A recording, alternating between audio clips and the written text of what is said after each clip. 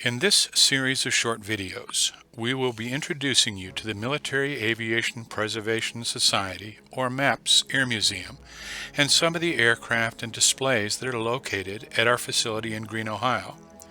We hope that these presentations enhance your appreciation of history and those that lived it. Man's fascination with flight and a desire to fly has always been with us. A quote attributed to Leonardo da Vinci gives you only one view of this obsession. It reads, "Once you have tasted flight, you will forever walk the earth with your eyes turned skyward, for there you have been, and there you will always long to return." At MAPS, the history of aviation is more than just airplanes. It is about those who have dreamed of flying, those who ultimately made those dreams a reality, and those that have experienced the freedom of flight. We hope to share that and more with you in these video presentations. We hope to cover the general background of each type of aircraft, as well as the history of the actual airframe that we have here at the museum. In some cases, we have dedicated specific aircraft to local men and women. If this is the case, we will discuss why we decided to dedicate an aircraft to them. In this video presentation, we will be highlighting an aircraft that itself became an icon of the time when it filled a central role in the 1986 movie Top Gun, the F-14 Tomcat. The Grumman F-14 was at the time the world's premier air defense fighter. The F-14 Tomcat was a supersonic, twin-engine, two-seat, variable sweep-wing fighter aircraft designed to replace the F-4 Phantom II fighter. The F-14 design incorporated the experiences of air combat against MiGs during the Vietnam War. Beginning in the late 1950s, the United States Air Force and Navy were both seeking new aircraft to replace those currently in use. The Air Force was looking to fill a need for a low-level attack aircraft. The U.S. Navy needed a fleet air defense aircraft with more powerful radar and longer-range missiles than the F-4 Phantom II carried to intercept both enemy bombers and missiles. The aircraft sought by the two armed services needed to carry heavy armament and fuel loads, feature high supersonic speed, twin engines and two seats, and probably use variable geometry wings. On February 14, 1961, the Navy was directed to participate in the Tactical Fighter Experimental, or TFX program, with the United States Air Force. The Defense Department wanted joint solutions to service aircraft needs to reduce developmental costs, or in other words, a single aircraft that would satisfy both requirements. In June of 1961, TFX was given the go-ahead despite Air Force and Navy efforts to keep their programs separate. The Air Force and the Navy could agree only on swing-wing, two-seat, twin-engine design features.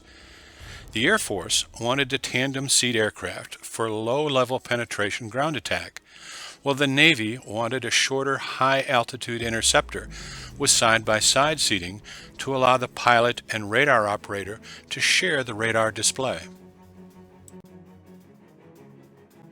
Early studies indicated that the best option was to base the design on the Air Force requirement and use a modified version for the Navy. The Navy opposed the program, fearing that compromises that would be required by the Air Force to meet its need for a low-level attack aircraft would adversely impact the aircraft's performance as a fighter.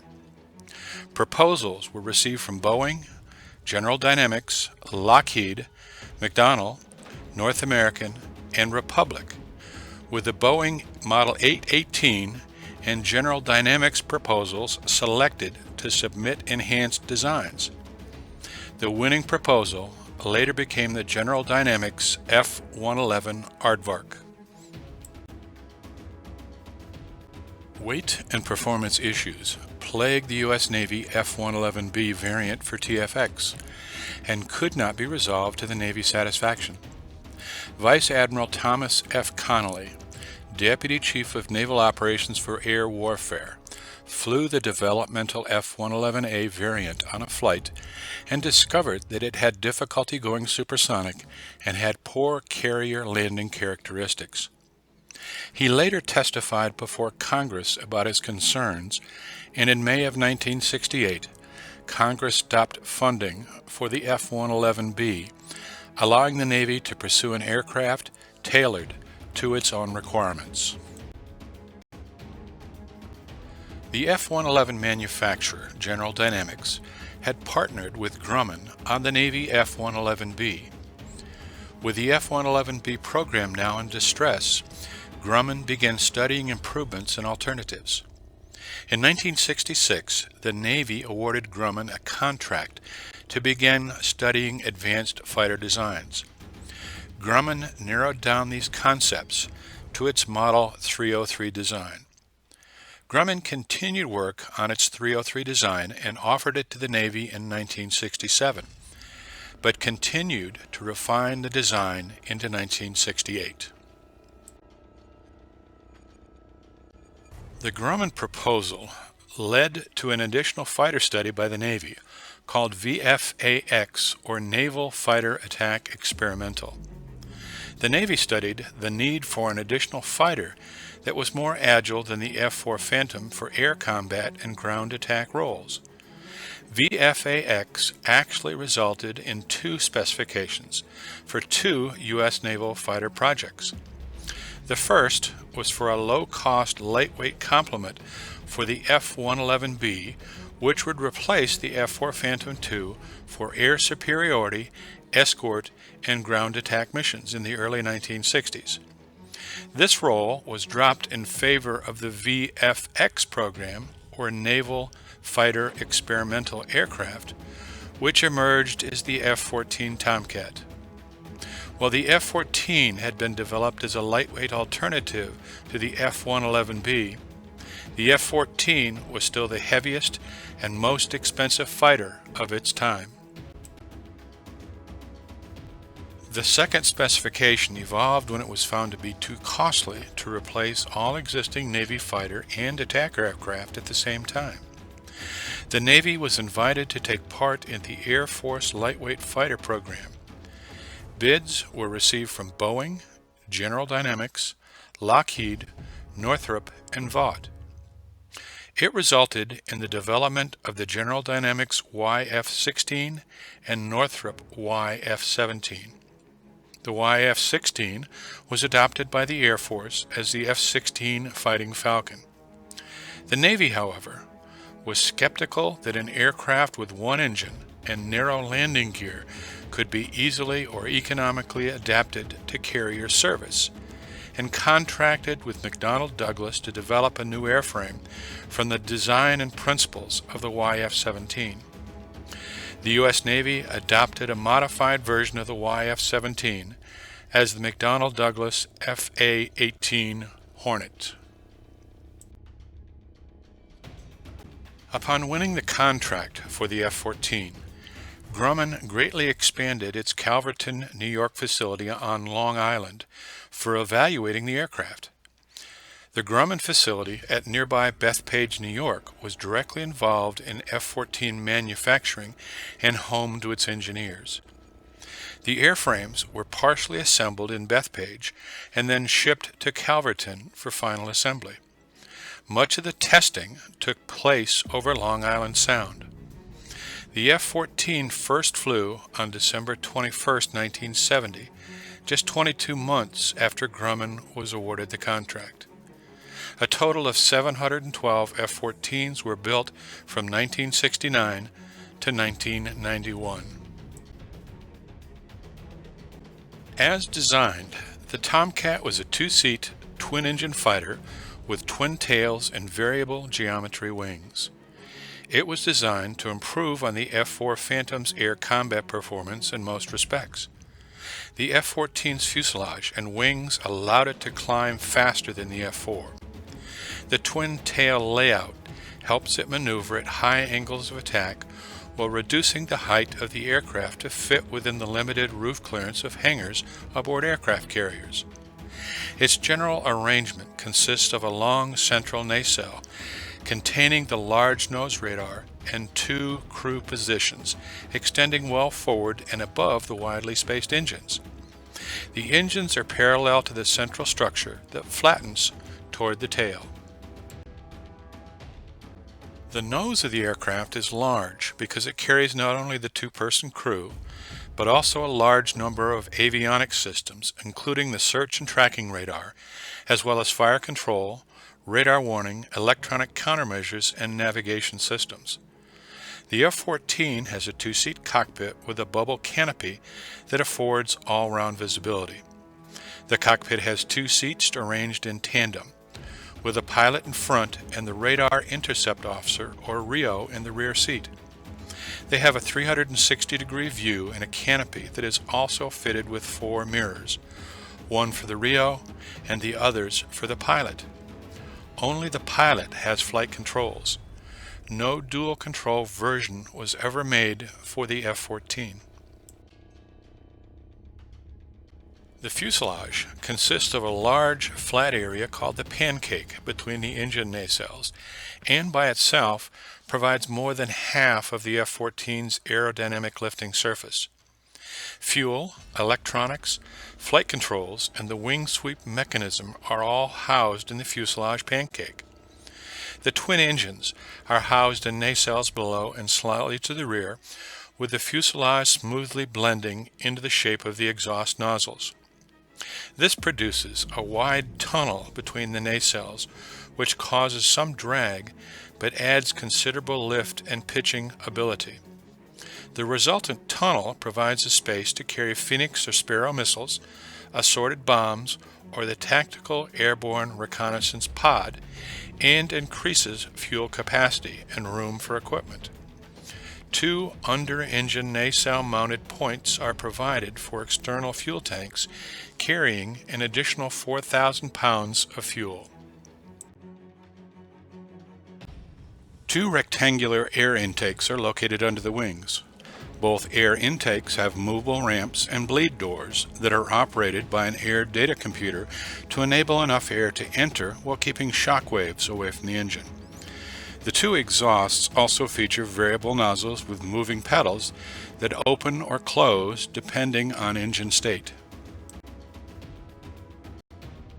The undercarriage is designed to withstand the harsh takeoffs and landings necessary for carrier operation. It is comprised of a double nose wheel and widely spaced single main wheels. The F-14 features variable geometry wings that are swept forward for low-speed flight and swept back for high-speed flight. The F-14's wing sweep can be varied between 20 degrees and 68 degrees in flight, and can be automatically controlled by the Central Air Data Computer when the pilot selects an auto wing sweep mode. This maintains the wing sweep to give the optimum lift-to-drag ratio as the aircraft speed varies. The system can be manually overridden by the pilot if necessary. When the aircraft is parked, the wings can be overswept to 75 degrees where they overlap the horizontal stabilizers to save space on crowded carrier decks. In an emergency, the F-14 can land with wings fully swept to 68 degrees, although this presents a safety hazard due to a significantly increased landing speed. The F-14 is also flown and landed safely with the wings swept asymmetrically, even on an aircraft carrier in emergencies. The wings pivot from 2 extensions on either side of the fuselage pancake called wing gloves. There are no hard points on the sweeping parts of the wing, and so all external armaments are fitted on the belly between the air intakes and on pylons under the wing gloves. The F-14 was equipped with an internal 20mm M61 Vulcan Gatling-type gun mounted on the left side of the main fuselage. External stores could include a mix of AIM-54 Phoenix, AIM-7 Sparrow, and AIM-9 Sidewinder anti-aircraft missiles mounted on 4 fuselage stations between the engines and on 2 pylons fitted on the fixed portion of the wing. The F-14 could track up to 24 targets simultaneously with its advanced weapon control system and attack 6 aircraft with Phoenix AIM-54A missiles while continuing to scan the airspace. Armament could also include a mix of other air intercept missiles, rockets, and bombs. Over 15,000 pounds of stores could be carried for combat missions in several hardpoints under the belly and on wing-mounted hardpoints.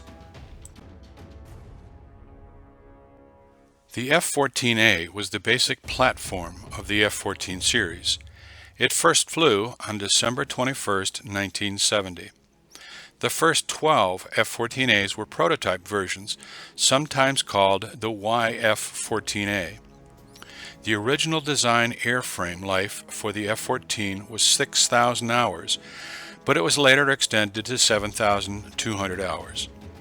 The F-14 received its first of many major upgrades in March of 1987 and was redesignated the F-14A Plus.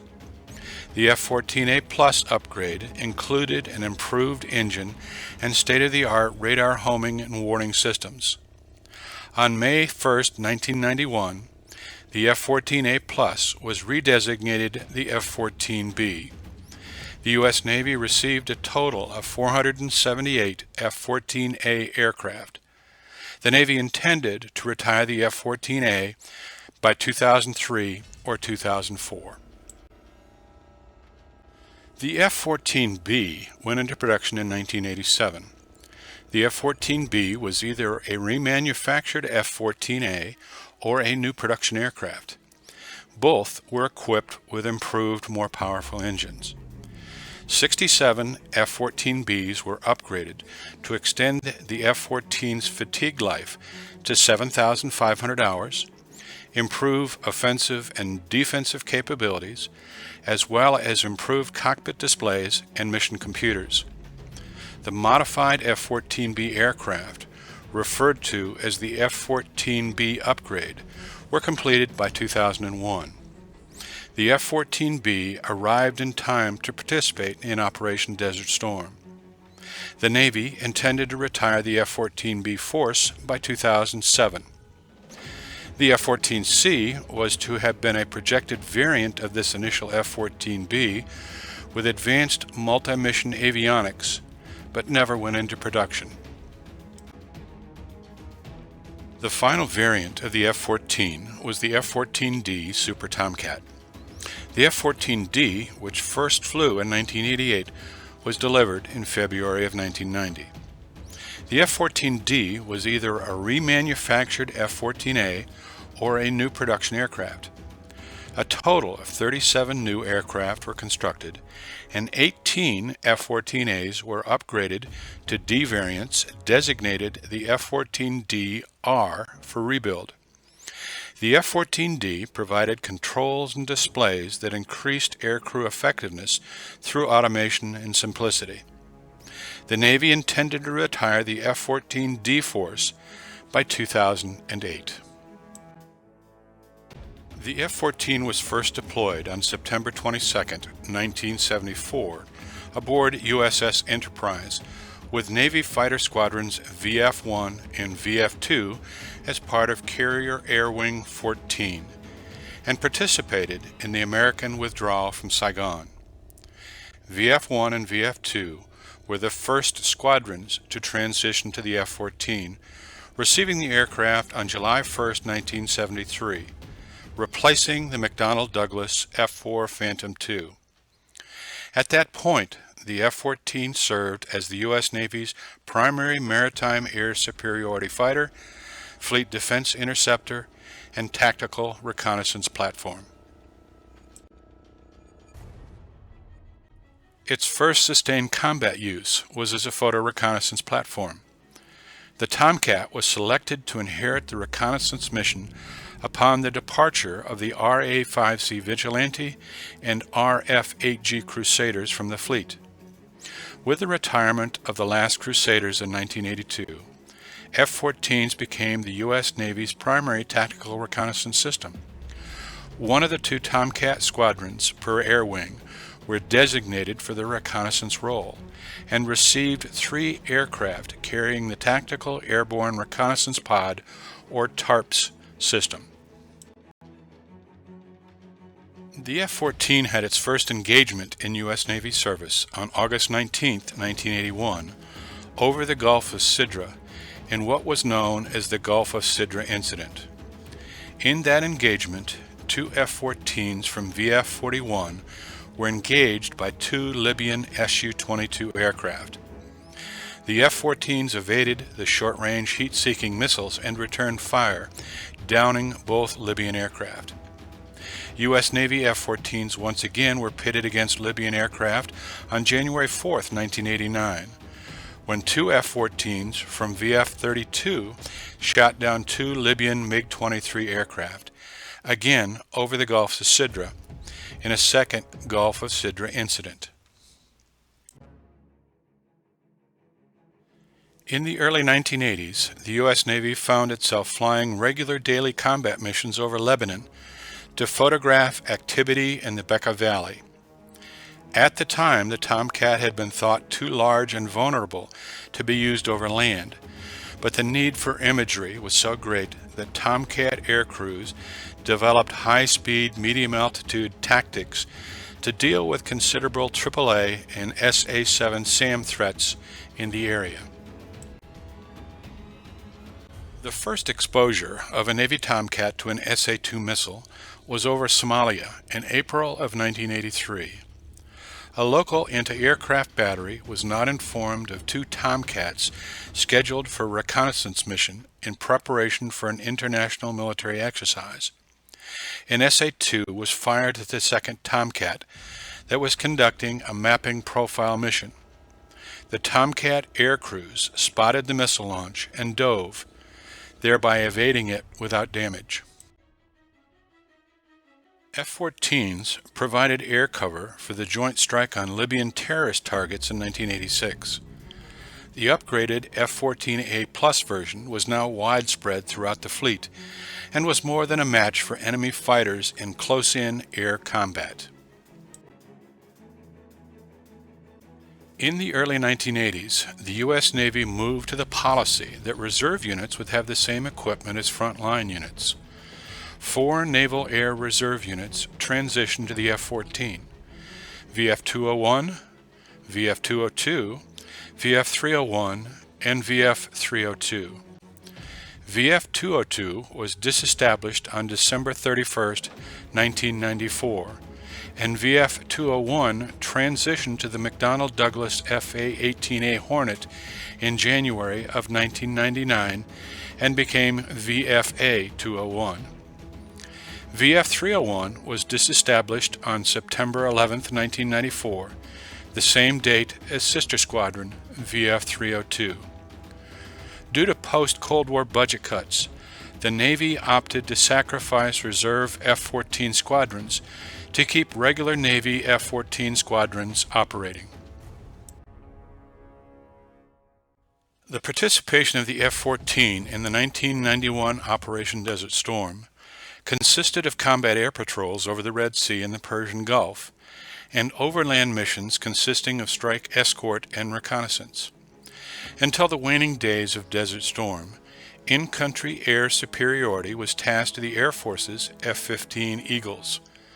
The existing rules of engagement prevented the F-14 from using its beyond visual range weapons, such as the AIM-7 Sparrow, and particularly the AIM-54 Phoenix.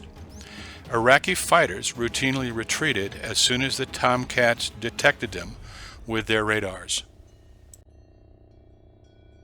The U.S. Navy suffered its only F-14 loss from enemy action on January 21, 1991, when an F-14A Plus from VF-103 was shot down by an SA-2 surface-to-air missile while on an escort mission near Al-Assad Air Base in Iraq. Both crews survived ejection, and the pilot was rescued by Air Force Special Operations Forces. The Rio was captured by Iraqi troops and held as a prisoner of war until March 4, 1991, the end of the conflict. The F-14 also achieved its final kill in U.S. service when an Mi-8 HIP helicopter was downed by an AIM-9 Sidewinder. In 1995, F-14s from VF-14 and VF-41 participated in Operation Deliberate Force, as well as Operation Allied Force in 1999. In 1998, VF-32 and VF-213 participated in Operation Desert Fox. On October 7, 2001, F-14s would lead some of the first strikes into Afghanistan, marking the start of Operation Enduring Freedom. In late 1995, the F-14 Tomcat took on a new combat mission as part of Operation Deliberate Force in Bosnia. F-14s delivered laser-guided bombs, while other aircraft locked on or painted the targets with lasers. With the addition of the Precision Strike mission for the F-14 aircrews, there was a shift in the emphasis of training, with an increased emphasis on air-to-ground operations as well as a continued focus on air-to-air training. Starting in 1996, all active-duty F-14 squadrons except VF-154 were relocated to Naval Air Station Oceana, Virginia. VF-154 remained at NAS Atsugi, Japan through 2003. F-14s from VF-2, VF-31, VF-32, VF-154, and VF-213 would participate in Operation Iraqi Freedom in 2003. February 8, 2006 marked the end of the F-14 Tomcat's role in combat with the United States Navy.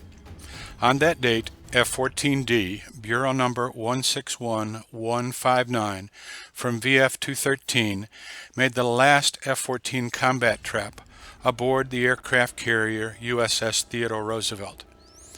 The final aircraft carrier operational launch for the F-14 Tomcat happened on Friday, March 11, 2006, aboard the Roosevelt, when aircraft number 112 from VF-31 made its way down catapult number 3 at 4:42 p.m. The Navy decided to retire the F-14, with the FA-18EF Super Hornet filling the roles of fleet defense and strike formerly filled by the F-14. The last two F-14 squadrons, VF-31 and VF-213, conducted their last fly-in at Naval Air Station Oceana on March 10, 2006. The official final flight retirement ceremony was conducted on September 22, 2006 at Naval Air Station Oceana, bringing to a close 32 years of aviation history.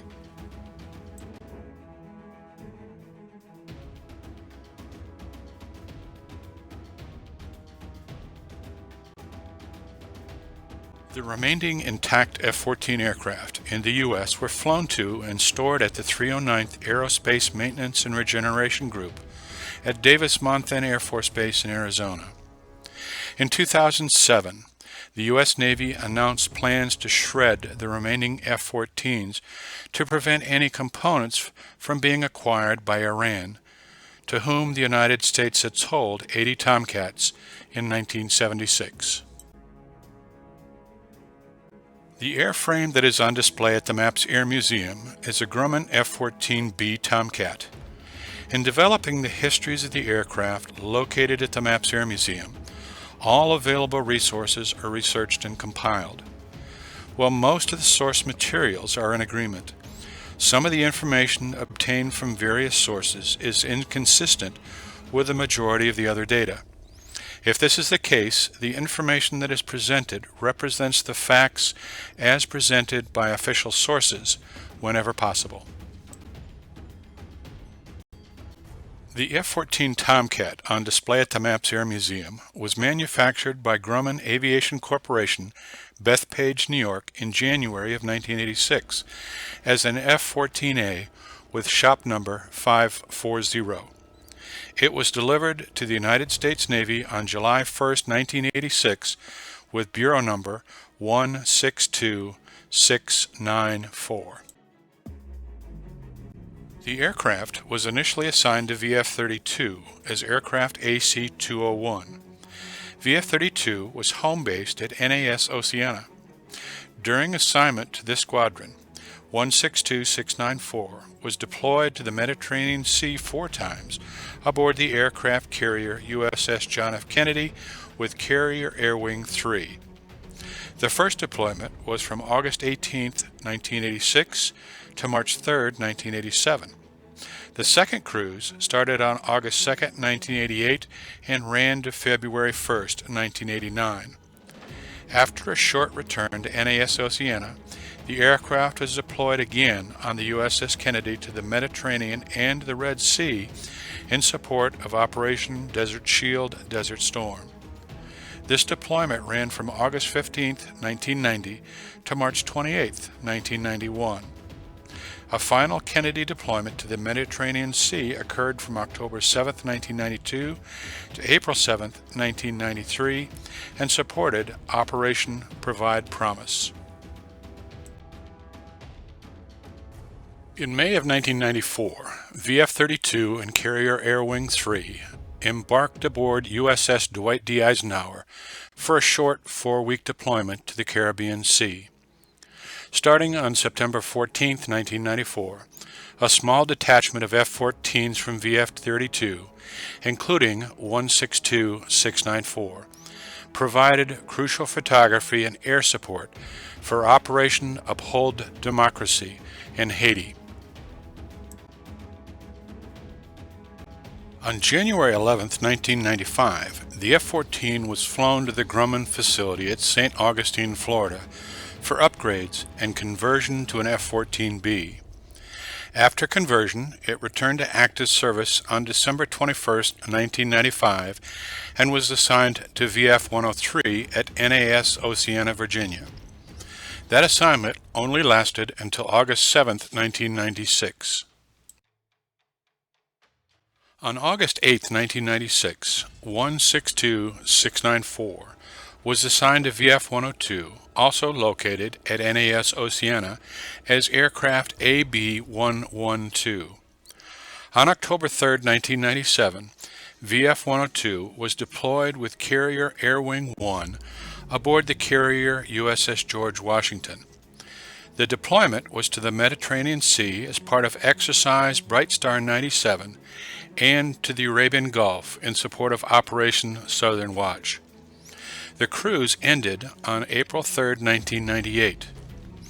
In November and December of 1998, VF-102 and Carrier Air Wing 1 participated in the shakedown cruise of the new aircraft carrier USS Harry S. Truman. The assignment with VF-102 ended on March 30, 1999. On March 31, 1999, 162694 was transferred to VF-101 at NAS Oceana as Aircraft AD-100. At the time, VF-101 was the sole F-14 Fleet Replacement Squadron, responsible for training naval aviators, naval flight officers, and enlisted naval aircrewmen on the Tomcat. That assignment ended on March 27, 2002. 162694 returned to VF-32 on March 28, 2002 as Aircraft AC-115. During this assignment, it was deployed to the Mediterranean aboard the aircraft carrier USS Harry S. Truman from December 5, 2002 to May 23, 2003 as part of Carrier Air Wing 3 in support of Operation Iraqi Freedom. On October 13, 2004, the aircraft was again deployed aboard the Truman in support of Operation Iraqi Freedom. The deployment ended on April 18, 2005. This would be the squadron's final deployment with the F-14. In October of 2005, VF-32 transitioned to the FA-18F Super Hornet, and in November of 2005, the squadron was redesignated Strike Fighter Squadron, or VFA-32. On October 4, 2005, F-14B, serial number 162694, was removed from the Navy aircraft inventory. On October 5, 2005, it was flown to maps by a crew from VF-32 whose names are still recorded on the aircraft cockpit. It is one of the only 2 aircraft in the museum's collection to be flown and decommissioned here. The aircraft displayed at maps is a Grumman F-14B, bureau number 162694. The F-14B at maps is the only Tomcat on display in the state of Ohio. It served this nation for 19 years and supported 5 military operations undertaken throughout the world. 162694 is painted and marked as it was while assigned to Naval Fighter Squadron 32 between 1986 and 1994. This aircraft is on loan from the National Naval Aviation Museum at Pensacola, Florida.